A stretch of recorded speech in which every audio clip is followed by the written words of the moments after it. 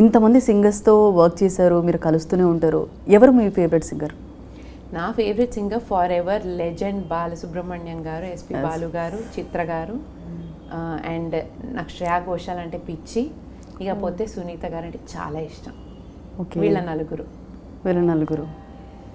So ఇంట్లోకి వచ్చేసరికి ఇప్పుడు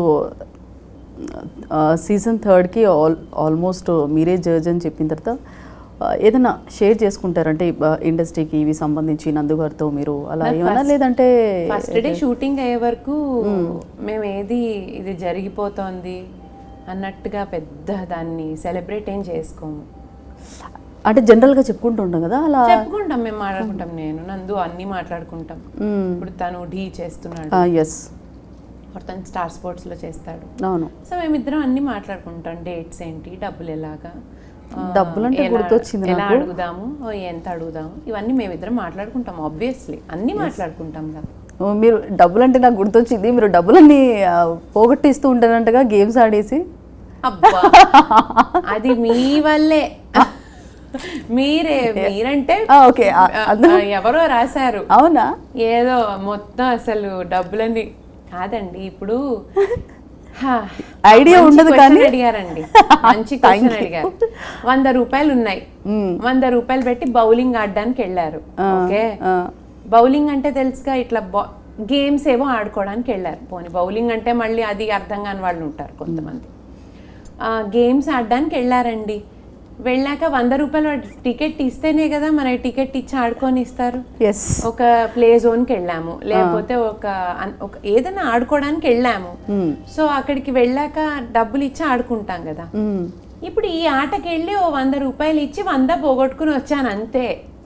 దట్ డజంట్ మీన్ నేను 100 అయిపోయిందా 200. ఓకే, నేను ఒక అమౌంట్ పెట్టుకుంటాగా నా లైఫ్లో, నా జీవితంలో, ఇది ఈ కెసినోకి వెళ్ళినప్పుడు ఇదే. అలాగని నేను రోజు క్లబ్బులకి వెళ్ళి పేకాట ఆడే టైం కాదు. నేనేదో అమెరికా వెళ్ళినప్పుడు అక్కడ కెసినోకి అందరం కలిసి వెళ్ళినప్పుడు అక్కడికి వెళ్తే ఆడతాను నేను, అంతేగాని నేను రోజు అసలు పేక ఆడకుండా ఉండలేను ఆ టైప్లో కాదు. అందులో కూడా నాకు అదేదో గేమ్ ఉంటుంది, క్యాల్కులేటివ్ గేమ్, బ్లాక్ జాక్ అనేది. అదొక్కటి నాకు కాసేపు ఆడుకున్నాక ఇంకా నాకు బోర్ కొడుతుంది, ఆపేస్తాను. అప్పుడు ఆపేసే టైంలో ఫస్ట్లో చిన్నప్పుడు ఎలా ఉండేదంటే ఇంకా ప్లస్ చేసుకుని ఆపాలి, ఆబ్వియస్లీ పాయింట్స్ గెయిన్ చేసుకుని ఆపాలా ఉంటుంది కదా, అలా ఉండేదాన్ని చిన్నప్పుడు.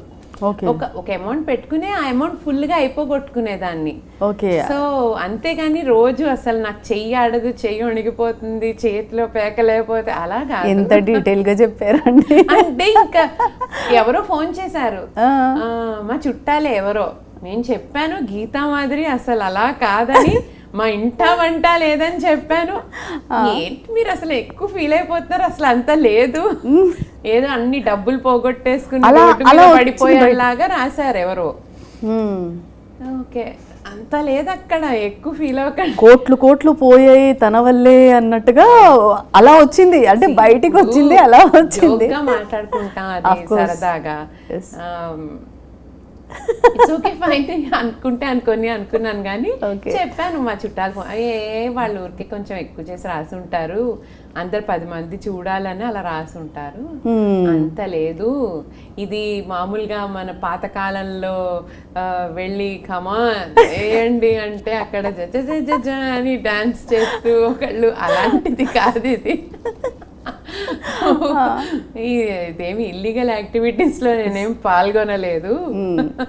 ఇట్స్ కెసినో అనేది అమెరికా వెళ్తే సైట్ సీయింగ్ లాగా అది కూడా చూపిస్తారు అందరూ. అక్కడికి వెళ్ళినప్పుడు కాస్త డబ్బులు పెట్టి ఆడుకుని వచ్చాను. ఆడినప్పుడు ఇంకా ఎలా లాస్ లో రాకుండా ఇంకా సంపాదించాలని ఒక దీంట్లో ఉంటాం. ఎలా అయితే మనం ఒక గేమ్కి వెళ్తే క్రికెట్ లో 6 కొట్టాలి 4 కొట్టాలని ఎలా ఆలోచిస్తామో అక్కడ కూడా అలా అంతే. మళ్ళీ అది అయిపోయి ఇంటికి వచ్చాక చాప్టర్ క్లోజ్ అంతే. చిన్నప్పుడు ఎలా ఉంటుంది, రేపు కూడా వెళ్ళి ఆడుకుందాము అన్నట్టు ఉంటుంది. ఇప్పుడు లండన్కి వెళ్ళాను, 2 డేసే ఉన్నా, 2 డేస్ కెసినో ఆడకి చచ్చినట్టు ఫ్లైట్ ఎక్కి రావాలిగా ఇంటికి. అవును, నేను అక్కడే ఉండిపోతా లండన్ లో, నా డబ్బులన్నీ అక్కడికి వీసా తెప్పించి. చిన్నప్పటికి మైండ్ కూడా మన చాలా వరకు చేంజ్ అయిపోతుంది.